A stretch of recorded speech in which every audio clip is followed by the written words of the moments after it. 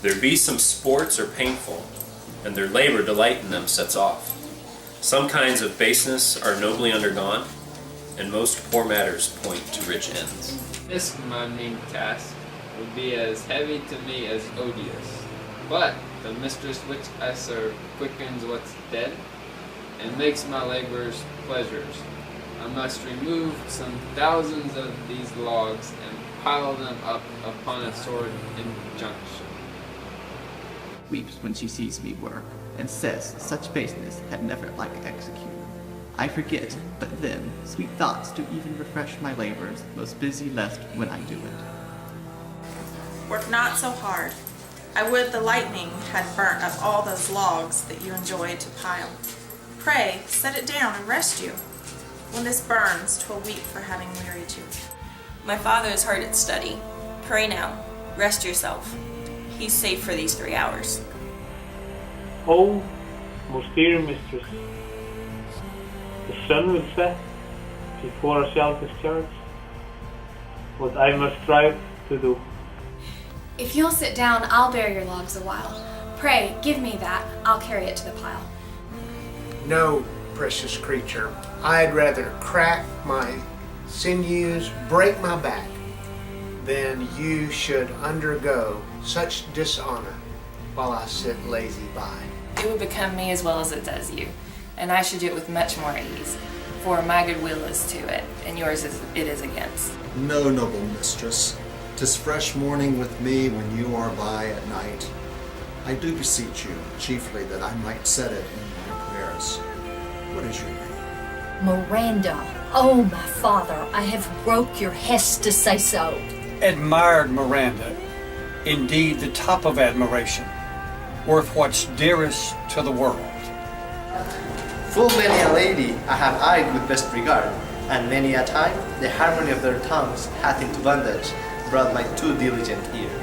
For several virtues have I liked several women, never any with so fine soul, but some defect in her did quarrel with the noblest grace he owed, and put it to the fall. But you, O you, so perfect and so peerless, are created of every creature's best. I do not know one of my sex, no woman's face remember, save from my glass mine own. Nor have I seen more that I may call men than you, good friend, and my dear father. How features are abroad I am skillless of, but by my modesty, by the jewel in my dower, I would not wish any companion in the world but you. Nor can imagination form a shape besides yourself to like of. But I prattle, something too wildly, and my father's precepts I therein do forget. I am in my condition, a prince, Miranda, I do think a king. I would, not so, and would no more endure this wooden slavery than to suffer the flesh fly blow my mouth. Hear my soul speak. The very instant that I saw you, did my heart fly to your service. There resides to make me slave to it, and for your sake am I this patient log.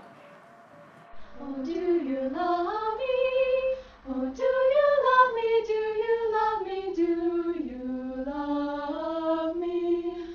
O heaven, O earth, bear witness to this sound, and crown what I profess with kind of vein if I speak true.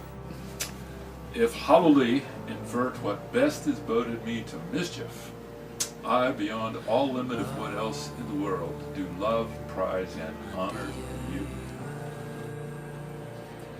I know fools to weep at what I am glad of.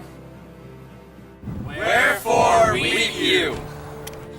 At mine unworthiness, that dare not offer what I desire to give, and much less take what I die to want. But this is trifling, and all the more it seeks to hide itself, the bigger bulk it shows.